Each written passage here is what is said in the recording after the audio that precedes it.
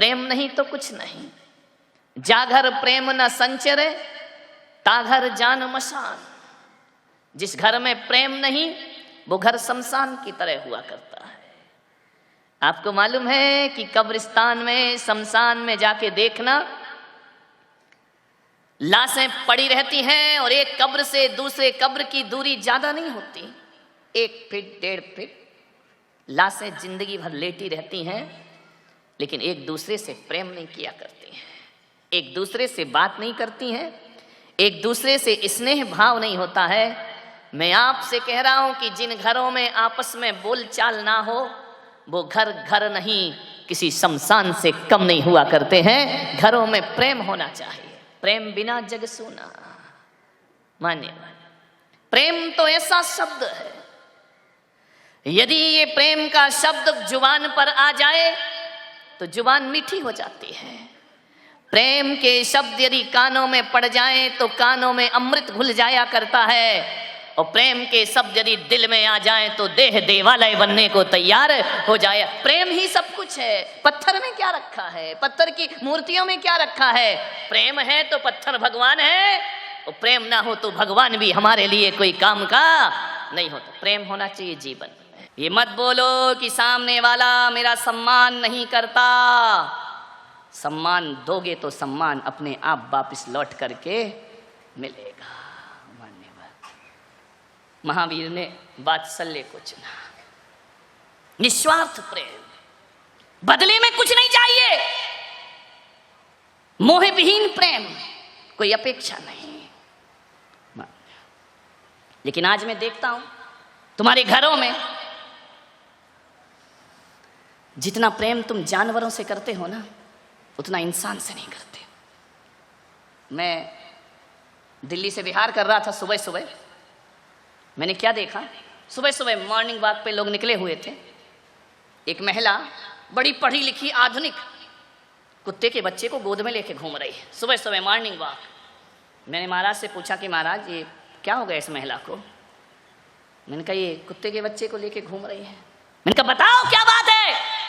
यहां तक तो ठीक था, आगे और दुर्घटना घटी कि कुत्ते के बच्चे को तो महिला लेके घूम रही है, उसके बच्चे को नौकर लेके चल रहा है। मैंने अब तो मुझसे सब्र नहीं हुआ, मैंने कहा महाराज ये नजारा क्या है? बोले बताओ महाराज आप बताओ ये क्या है? मैंने कहा कुत्ते के बच्चे को लेके घूमे वहां तक तो सही है, लेकिन खुद के बच्चे के लिए नौकर रखा है। ये जिंदगी है हमारी, ये स्टेटस है हमारा।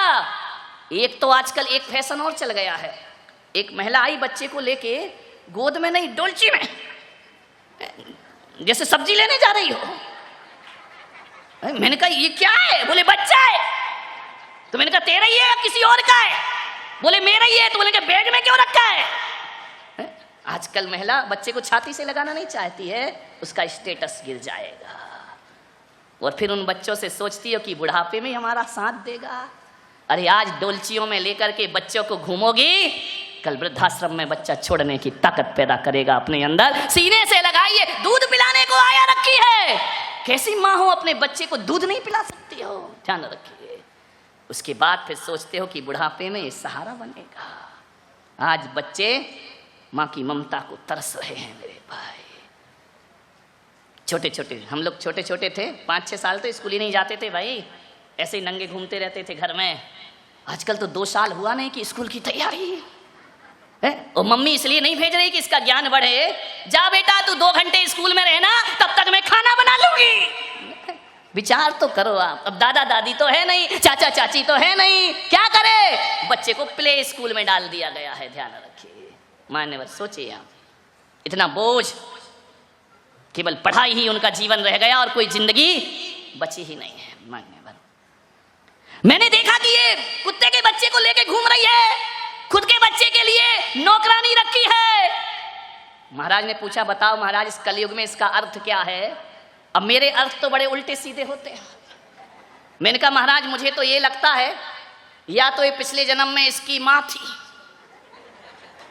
बड़ी मुश्किल से मिला इस जन्म में बिछड़ा हुआ, या फिर ये अगले जन्म में इसकी माँ होने की तैयारी कर रही है। ध्यान रखिए मान्यवर, सोच। मेरा कहना ये नहीं है कि कुत्ते के बच्चे को मत प्यार करो, बहुत करो भाई, हमारा धर्म तो कहता है सबसे प्यार करो, लेकिन मेरा निवेदन जो आत्मीयता से आपसे है कि कुत्ते के बच्चे से नफरत करो, मैं ये नहीं कह रहा हूं, लेकिन इंसान के बच्चे को डंडे मत मारो मेरे भाई, उसको भी सीने से लगाने का प्रयास करिए, उसे भी प्रेम देने का प्रयास करिए। कुत्ते के लिए महंगे महंगे बिस्किट हैं आपके यहाँ, महंगी महंगी साबुन से कुत्ता का बच्चा नहा रहा है, डाइनिंग टेबल पर बैठकर खाना खा रहा है, और 50 लाख की बंसटी में जीभ निकाल के खिड़की से देख रहा है। ध्यान रखना, आदमी के बच्चे के लिए पानी नहीं है तुम्हारे यहाँ। आदमी का बच्चा रो रहा है, देवरानी का बच्चा रो रहा है, एक गिलास दूध नहीं है आपके यहाँ। कुत्ते के लिए सब कुछ है। मान्यवर विचार करना है आपको, निवेदन है मेरा, ऐसा स्टैंडर्ड मत बनाओ अपना कि इंसानियत की हत्या अपने हाथों से हो जाए। मान्यवर प्रेम करो। आज अदालतों में भाई भाई के केस पड़े हुए हैं, आज अदालतों में परिवार के केस पड़े हुए हैं। एक भाई दूसरे भाई से नहीं बोलता, दूसरा भाई बड़े भाई से नहीं बोलता है। क्या मामला है ये भाई? कैसे इंसान है हम? एक दूसरे को अदालत में घसीट रहे हैं चंद मिट्टी के ठीकरों के लिए। मान्यवर मेरा आपसे निवेदन है, छोटी सी जिंदगी है, तकरार किस लिए? छोटी सी जिंदगी है, तकरार किस लिए? रहते हो दिलों में फिर दीवार किस लिए खड़ी? छोटी छोटी दीवारें खड़ी कर लेते हैं। मेरा चतुर्मास था एक जगह आगरा में, बहुत 2000 में। मैंने वहां क्या देखा? संवत्सरी का पर्व आया, सभी गले मिल रहे हैं क्षमावाणी पर, एक दूसरे से मिच्छामी दुक्कडम बोल रहे हैं। हजारों लोग उस सभा में मौजूद थे। मैंने कहा कि जिसकी जिससे अनबोला हो, जिससे जिसकी बोलचाल ना हो, आज गले मिलो और क्षमा मांगो, मिच्छामी दुक्कडम बोलो। बाहरी तुम्हारी क्षमावाणी, आदमी गले भी मिलता है तो पहचान पहचान के मिलता है। जिससे लड़ाई है उसकी तरफ तो देखता भी नहीं है, कट के निकल जाता है। जिससे बोलचाल हो गई है, अनबोले हैं, उसकी तरफ तो हमारी दृष्टि भी नहीं जाती है। क्षमा किससे मांगेंगे? जो बिल्कुल हार्टली फ्रेंड 24 घंटे मिल रहे हैं, बैठे उत्तम क्षमा मिच्छामी दुक्कडम में। क्या नौटंकी मचा रखी है भाई। क्षमावाणी का अर्थ है जिससे बरसों से नहीं बोलते, जाओ उसके गले मिलो और अपने अपराधों की क्षमा मांगिए, वो क्षमावाणी हुआ। अभी यहाँ भी होगी पूना में, देखता हूँ क्या होता है। मान्यवर सब गले मिल गए, 2 लोग आपस में गले नहीं मिले।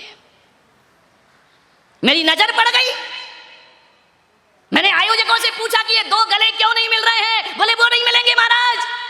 मैंने कहा वो क्यों नहीं मिलेंगे? मैंने कहा पूरी समाज से गले मिल गए, आयोजक कमेटी से गले मिल गई, मुझसे आके क्षमा मांग ली। बोले वो दुनिया से क्षमा मांग लेंगे, आपस में नहीं मिलेंगे। मैंने कहा क्यों? बोले वो एक ही माँ से पैदा हुए 2 लड़के। मेरा माथा ठनका। मैंने कहा ये क्या भाल है? अरे 10 दिन पर्यूषण पर्व किए हैं, 10 दिन के उपवास किए हैं, सारी समाज को जीवनवारी करा दी, उसको नहीं बुलाया। दोनों मेरे भक्त। बड़ा भाई मेरे पास आया, मैंने कहा इधर आओ, कल क्षमावाणी का प्रोग्राम था, तुमने सबसे क्षमा मांगी, एक व्यक्ति से क्षमा नहीं मांगी। वो समझ गया। बोले महाराज आपको तो पता होगा, हम दोनों भाई हैं, 7 साल से नहीं बोलते हैं, हमारे घरों में शादी में आना जाना भी बंद है, हम लोग जय जिनेंद्र भी नहीं करते हैं, और कोशिश ये रहती है कि जहां छोटा भाई का मकान है वहां से मुझे गुजरना भी ना पड़े। मैंने कहा जैन होके इतनी दुश्मनी रखते हो? बोले महाराज अब है तो है, हम कुछ नहीं कर सकते। मैंने कहा मेरा एक कहना मानोगे? बोले महाराज सब कुछ मानेंगे, ये मत बोलना कि मैं उससे क्षमा मांगू जाके। कहना सब मानूंगा। मैंने कहा तू मेरा भक्त है? बोले पूरा कट्टर भक्त हूं, लेकिन ये मत कहना कि मैं उससे जाके क्षमा मांगू। 7 साल हो गए महाराज। बाहरे नादानो, इस लड़ाई को अपना गर्व समझते हो, गौरव समझते हो। मैंने कहा मैं तुझसे क्षमा मांगने का बिल्कुल नहीं कहूंगा। बोले फिर तो तुम जो कहोगे वो मैं करूंगा, क्षमा नहीं मांगूंगा। मैंने कहा गजब। मैंने कहा एक काम कर, अभी पर्यूषण पर्व समाप्त हुए हैं, तू उसके घर जाना। बोले महाराज देखो फिर वही बात, घर जाना ये मत कराइए प्लीज, जो कुछ कहना वो कर दीजिए। मैंने कहा नहीं, तू क्षमा मत मांगना, उसके घर जाना, जाकर के इतना बोलना कि मेरे भाई पूरी समाज का जीवन हो गया, तू भी मेरे घर भोजन करने को आ। बोले महाराज थोड़ी बहुत मेरी इज्जत बची है, वो तुम मिट्टी में मिलवा दोगे। मैंने कहा क्यों? बोले मैं जाऊंगा तो आने वाला नहीं, वो नहीं आएगा। मैंने कहा आएगा। बोले नहीं आएगा महाराज, मैं कहता हूं 7 साल से, आप तो अभी 2 महीने आए हुए हैं, मैं 7 साल से जानता हूं वो नहीं आने। मैंने कहा देख तू मेरे कहने से चला जा, जब तुझे भेजना मेरा काम है तो उसे घर भेजना भी मेरा काम होगा। मैंने कहा एक बात बता भाई, 7 साल से तुम दोनों भाई नहीं बोलते, कभी मन हुआ कि बोल लें? आंख भर आई उसकी, मन तो बहुत होता है महाराज, लेकिन बात यहां अटक जाती है कि मैं क्यों बोलूं, गलती तो उसकी है। दुश्मनी का सफर ज्यादा लंबा नहीं होता। कई बार मन होता है कि जाके अपने भाई से मिल लूं, परोपकार करता हूं, लाखों का दान करता हूं, लेकिन बात अटक जाती है कि गलती उसकी है, गलती मेरी। और वो छोटा भी यही सोचता है कि बोलने का मन तो मेरा भी है, लेकिन मैं कैसे बोलूं। मैंने कहा एक काम कर, तू चला जा, माफी मत मांगना, सॉरी मत बोलना, बिल्कुल मत बोलना, तुझे कसम है। हाँ बोले तब तो ठीक है, लेकिन महाराज यदि वो नहीं आया ना तो इसके जिम्मेदार आप होगे। मैंने कहा मैं केस हाथ में लेता हूं, अब ले लिया तो ले लिया, अब क्या करें, अब सुधारना है। साधु तो उल्टी खोपड़ी का होता है, ठान ले कि सुधारना है तो फिर सुधार नहीं है। मैंने कहा जा उसके घर में। वो गया, बड़े दबे दबे से, भारी भारी पांव से, एक एक पांव ऐसे उठा रहा है जैसे 10-10 किलो के पत्थर बांध दिए गए हों। छोटा भाई लॉन में बैठ के अखबार पढ़ रहा, बड़ा भाई कोठी में गया। पैसे वाले लोग लॉन में बैठकर अखबार पढ़ रहा है। जैसे ही बड़ा भाई पहुंचा, उसने अखबार में से देखा, फिर यूं पढ़ने लगा। बड़ा भाई गया, बाजू में खड़ा हो गया। उसने कहा यार अब तो छाती पे ही खड़ा हो गया आके। उसने अखबार हटाया, निगाह बड़े भाई पर गई, शब्द मौन है, ना बड़ा कुछ बोल पा रहा, ना छोटा कुछ बोल पा रहा। 2 मिनट का सन्नाटा कि 7 साल जिनने एक दूसरे की गली काट करके जिए हैं, आज ये यहां कैसे आ गया। और वो बड़ा वाला सोच रहा मैं इससे क्या बोलूं। दोनों खड़े हैं असमंजस में। छोटा कुर्सी से उठा, बड़े ने कहा देख महाराज ने भेजा है, रस्सी जल जाएगी, अकड़ नहीं जाएगी, ध्यान रख, मैं नहीं आया हूं, महाराज ने भेजा है। छोटे ने कहा क्यों भेजा है? बोले बताऊं, ये महाराज का आदेश है। बोले क्या आदेश है? कल तेरे पूरे परिवार का भोजन मेरे घर में होगा। इतना सुना छोटा भाई कुर्सी से उठा और भाई के चरणों में गिर गया। बोले मैं जरूर आऊंगा भैया तेरे घर भोजन करने, तुमने मुझे बुलाया है। गिर गया, भाई ने उठाया, गले से लगाया। 7 साल की दुश्मनी, दोनों गले से लगकर इतने रोए, इतने रोए, इतने रोए, छल छला गई आंखें कि लड़ते तो हम बचपन में भी थे, ये कैसी लड़ाई है। 7 साल से हमारी बोलचाल बंद है। गले लग गए दोनों, इतने रोए कि एक दूसरे के कंधे आंसुओं से गीले हो गए। बोल छोटे तू आएगा या नहीं आएगा? बड़े भैया 7 साल पहले आ जाते तो ये 7 साल की दुश्मनी नहीं होती। मैं तुम्हारे घर जरूर आऊंगा, पूरे परिवार को लेकर आऊंगा। छोटे मुझे माफ कर दे मेरे भाई। छोटे ने कहा भैया माफी मांग कर मुझे शर्मिंदा मत करो। चरणों में गिर गया, लिपट करके रोते रहे, जी भर के रो लिए, आंसुओं में सारी दुश्मनी बह गई। कल आओगे ना भैया? जरूर आऊंगा। महानिवर कहते हैं दूसरे दिन वो परिवार उनके यहाँ भोजन करने के लिए गया। छोटे ने कहा भैया 7 साल बाद एक थाली में बैठ करके हम खा रहे हैं, तरस गई थी आंखें, तरस रहा था दिल, मन तो मेरा कई बार करता था कि बोल लूं, लेकिन बस छोटी सी बात में 7 साल की दुश्मनी।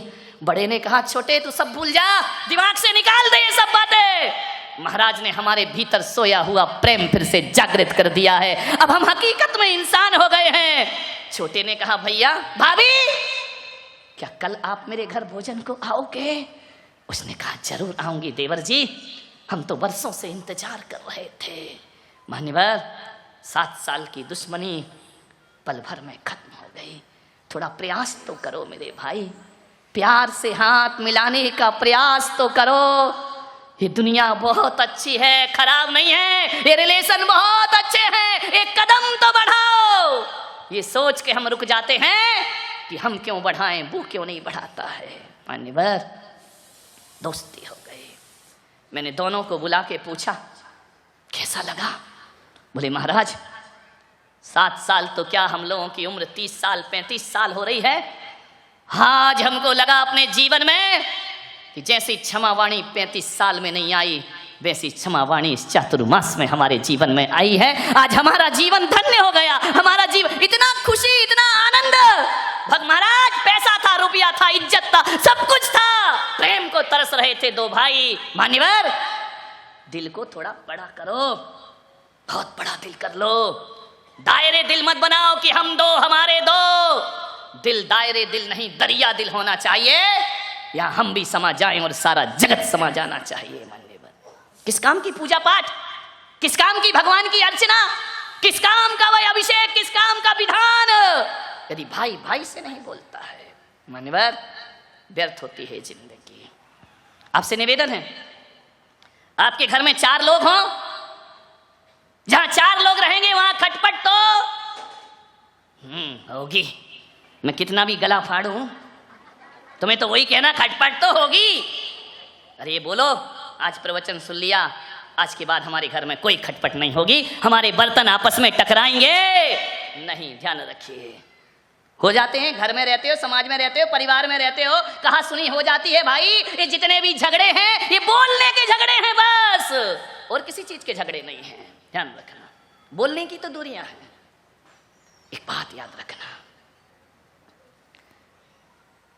घर में भाई भाई यदि आपस में नहीं बोलते ना, तो मेरा एक सूत्र अपनाना, सप्ताह में 1 बार, सप्ताह में 1 बार ना सही, 15 दिन में 1 बार, 15 दिन में 1 बार ना सही, महीने में 1 बार सभी सामूहिक भोजन किया करो। ध्यान रखिए, डाइनिंग टेबल पर एक साथ बैठो, सामूहिक भोजन कर लिया करो। मान्यवर, मैं आपसे निवेदन करता हूं, ये भोजन ही है जो लोगों को दिलों से दिलों को जोड़ता है। यदि घर में प्रेम रखना है तो सामूहिक भोजन करो, और समाज में प्रेम रखना है तो सामूहिक भजन किया करो। मंदिरों में बैठ करके समाज में प्रेम प्रवाहित हो जाएगा। आज चतुर्मास के माध्यम से इतने लोग यहाँ पर बैठे हैं। अरे ऐसे ऐसे लोग होंगे जिन्होंने पूना में कितनी जिंदगी गुजार दी, लेकिन ये भी नहीं पता कि ये भी जैन था और मैं भी जैन थे। लेकिन इस चातुर्मास में वो होगा, सब अपरिचित दोस्त बनने का प्रयास करेंगे, भाईचारा प्रकट हो जाएगा, प्रेम प्रवाहित। सामूहिक भजन से समाज में प्रेम रहता है, और सामूहिक भोजन से घर में प्रेम रहता है। मेरे महिलाओं से निवेदन है, ऐसा जीवन मत बनाओ कि देवर दूध मांगे तो मलाई गायब, पति दूध मांगे इतनी मोटी मलाई, देवर कहता भाभी दूध में मलाई नहीं, क्या करें, ये दूध वालों का सत्यानाश हो, पानी मिला के देते हैं। बताओ, बेचारा देवर भाभी में मर रहा, वो दूध वाला, वो तो प्योर देके गया है। ऐसा मत करो कि पति आए तो सब्जी में मसाला ही मसाला, देवर आए तो मसाला का मुंह काला। ध्यान नहीं, प्रेम से कहा जाता है ना, माँ के हाथ का भोजन बहुत स्वादिष्ट हुआ करता है। कभी संतों के आहार होते हैं ना, आहार के बाद उनका भोजन करना। मान्यवर, बड़ी बड़ी दावतों का भोजन का वो स्वाद नहीं होता जो संत के आहार के बाद का उबले हुए भोजन में वो स्वाद हुआ करता है। ना मिर्च होता, ना मसाला होता, फिर भी स्वादिष्ट होता है वो भोजन। क्यों होता है स्वादिष्ट? क्योंकि जब वो संत का भोजन बनता है ना, तो ये महिलाएं भोजन में मिर्च मसाला नहीं, भीतर का प्रेम उड़ेल दिया करती हैं। और एक बात याद रखना, स्वाद मिर्च मसालों में नहीं होता, स्वाद भीतर के प्रेम में हुआ करता है। महिलाओं से निवेदन है, आज घर जाना, आपके रसोई घर में देखना, ये पारिवारिक प्रवचन है आज मेरा, घरों में जाके रसोई घर में देखना, बहुत से डिब्बे रखे होंगे, उसमें स्लिप लगी होगी, नमक, जीरा, धनिया, मिर्ची लगी होगी ना, लगी रहती है। एक डिब्बा और ले जाना आज ज्ञान गंगा के बाद अपने घर में, खाली रखना, कुछ मत भरना उसमें, गरम मसाला, मिर्च, नमक कुछ नहीं भरना, उसमें एक लिस्ट चिपका देना, उसमें लिखा हो प्रेम। ध्यान रखना, नारायण कृष्ण हस्तिनापुर पहुंचे, पीतांबर वस्त्र धारण किए, मोर मुकुट लगाए, मुरली हाथ में लिए, सुदर्शन चक्र रथ पे सवार नारायण हस्तिनापुर पहुंच रहे हैं। हसनापुर की गलियों में, हसनापुर की बीथियों में बहुत स्वागत हुआ नारायण कृष्ण का। पुष्प वृष्टि हो रही है, गुलाब जल से रास्तों को शुद्ध किया गया है। नारायण पधार रहे हैं, रथ में बैठे नारायण चले। क्या देखते, हजारों लोग हाथ जोड़ के खड़े हैं। नारायण, हसनापुर में आपका स्वागत है। नारायण कृष्ण दुर्योधन के पास जा रहे थे संधि का प्रस्ताव लेकर कि भाई भाई आपस में मत लड़ो, दौलत के लिए झगड़ा क्यों करते हो। संधि का प्रस्ताव लेके नारायण कृष्ण हस्तिनापुर चले। जैसे ही चलते गए, एक झोपड़ी का दरवाजा खुला, उसमें से एक गरीबनी ने झांक करके देखा, मधुसूदन जा रहे हैं, नारायण जा रहे हैं, कृष्ण जा रहे हैं, गोविंद जा रहे हैं। उसके मन में आया, कृष्ण की नजर पड़ी उस पर, मुस्कुरा दिए। उस बुढ़िया ने देखा कृष्ण मुस्कुरा दिए मुझे देख करके। उसके मन में आया कि कभी ये पाहुना बनकर मेरे घर आएंगे। अरे ये क्या आएंगे, ये द्वारकाधीश, ये हस्तिनापुर के महलों में ही जाएंगे। कृष्ण मुस्कुराए, रथ आगे बढ़ गया। जाकर के दुर्योधन के दरबार में नारायण कृष्ण ने कहा, नारायण दुर्योधन ने कहा, हे मधुकांत, हे मधुसूदन, आपका स्वागत है। कृष्ण ने कहा, स्वागत तो ठीक है दुर्योधन, इस स्वागत मुझे आनंद नहीं दे रहा है। तुम भाई आपस में क्यों लड़ रहे हो? ऐसा करो, पांडवों को एक छोटा सा गांव दे दो, पूरा हस्तिनापुर तुम ले लो, वो पांडव छोटे से गांव में अपनी जिंदगी गुजार देंगे। कृष्ण दुर्योधन ने कहा कि नारायण, एक बात ध्यान रखना, मैं हर चीज मान लूंगा, लेकिन पांडवों को एक गांव, मैं तो सुई की नोक के बराबर भी जमीन देने को तैयार नहीं हूं। नारायण ने कहा, समझ जाओ दुर्योधन, संभल जाओ। दुर्योधन ने कहा, कुछ भी हो जाए नारायण, पांडवों को एक सुई की नोक भी बराबर जगह नहीं मिलेगी। तो कृष्ण ने कहा, फिर दुर्योधन, अब हमारी मुलाकात कुरुक्षेत्र में होगी। मैं संधि का प्रस्ताव लाया हूं, तुमने ठुकराया है, सर्वनाश निश्चित है तुम्हारा। लेकिन मैं नारायण कृष्ण सर्वनाश के पहले तुम्हें आगाह करता हूं। दुर्योधन, दुर्बुद्धि को कुछ समझ नहीं आया। उपदेश दुर्बुद्धियों को कैसे समझ में आएंगे? जिसके सद्बुद्धि हो वो उपदेश ग्रहण करता है। दुर्बुद्धि। दुर्योधन ने कहा कि नारायण, अब ऐसा करो, ये तो राजनीति की बातें हो गई, चलो महल में भोजन करते हैं। क्या परंपराएं हमारे देश की थी कि राजनीति की बातें अलग हैं। हमारे घर में कोई आ जाता था, दुश्मन भी आ जाए तो भोजन को पूछा जाता था। नारायण, महलों में भोजन करो, मोहन भोग बना है, 56 भोग बने हैं। कृष्ण ने कहा, नहीं दुर्योधन, आज मेरा निमंत्रण कहीं और है। दुर्योधन ने कहा कि मैंने आपकी बात नहीं मानी इसलिए भोजन नहीं करोगे। कृष्ण ने कहा, ऐसी बात नहीं है, राजनीति अलग जगह है और व्यवहार अलग जगह हुआ करता है। आज मेरा भोजन कहीं और है। दुर्योधन, फिर कभी मिलेंगे, फिर भोजन करेंगे। क्या लोग थे। पहले का ये जमाना था कि जब हमारे पूर्वज भोजन करने बैठते थे ना, तो आंगन में खड़े होकर आवाज लगाते थे कि मेरी आवाज जहां जहां तक पहुंच रही है और वहां वहां तक यदि कोई भूखा हो तो आए भोजन ग्रहण करे, उसके बाद मैं भोजन ग्रहण करता हूं। क्या जमाना था। शास्त्रों में लिखा है, मुनि को भोजन दे फिर निज करई आहारे। और आजकल तो महाराज को भोजन देंगे बाद में, नाश्ता करेंगे पहले। ध्यान रखना, विचार करना। पहले जब तक साधु का भोजन ना हो जाए कोई अन्न जल ग्रहण नहीं करता था। पहले का जमाना वो था कि लोग सोचते थे कोई आवे तो हम खावे। आज का जमाना ऐसा है कि लोग सोचते हैं जावे तो हम खावे। ध्यान रखिए। मान्यवर। दुर्योधन के भोजन ठुकराए नारायण कृष्ण। लौट करके आए, दरवाजा खटखटाया। काकी दरवाजा खोलो। काकी ने कहा, कौन हो? अभी काका घर में नहीं है, मैं अकेली हूं, दरवाजा नहीं खुल सकता है। उसने कहा, काकी एक बार तो देखो कौन आया है तुम्हारे घर पे। बोले, जो भी आया हो, अभी दरवाजा नहीं खुलेगा। कृष्ण ने आवाज दी, काकी बहुत भूख लगी है, बहुत भूखा हूं मैं। काकी ने सोचा कि भूखा दरवाजे पे आया है तो हमारे देश की परंपरा वो थी, यदि भूखा द्वार पे आ जाए तो फिर मर्यादाएं नहीं देखी जाती हैं। काकी ने कहा ठहर जाओ, तुम अपना नाम तो बताओ कि तुम कौन हो। कृष्ण ने कहा काकी बस दरवाजा खोलो, अभी मुझे नाम याद नहीं आ रहा है, मुझे भोजन याद आ रहा है। जैसे ही विद्राणी ने दरवाजा खोला, मोर मुकुट धारण किए पीतांबर नारायण कृष्ण द्वार पर खड़े हैं। भाव विवल हो गई कि ये कैसे हुआ, ये राजाओं के महलों में जाने वाले मुझ गरीबनी की झोपड़ी में आकर कैसे खड़े हो गए। नारायण कृष्ण ने कहा कि काकी अंदर आने का नहीं बोलोगी, भूल गई, भाव विवल हो गई, सत्कार मान मर्यादाएं सब खो चुकी थी, भाव विवल, अंदर जाती बाहर जाती। कृष्ण ने कहा मुझे भीतर आने का तो बोलो। विद्राणी ने इशारा किया, शब्द मौन हो गए। एक बात ध्यान रखना, जब प्रेम प्रगाढ़ होता है तो शब्द मौन हो जाया करते हैं। कोई शब्द ही नहीं निकला उसके मन से।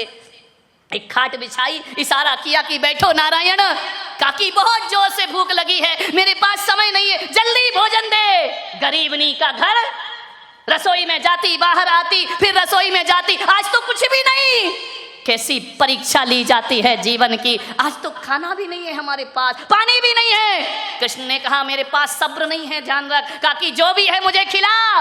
भीतर गई, पीछे आंगन में केले का बोर लगी थी, तोड़ करके ले आई। नारायण बैठो, मैं तुम्हें भोजन कराती हूँ। खाट पर बैठे हैं कृष्ण, जमीन पर बैठी है विदुरानी, केले छीलते जा रही है, खिलाते जा रही है, नारायण कृष्ण खाए जा रहे हैं।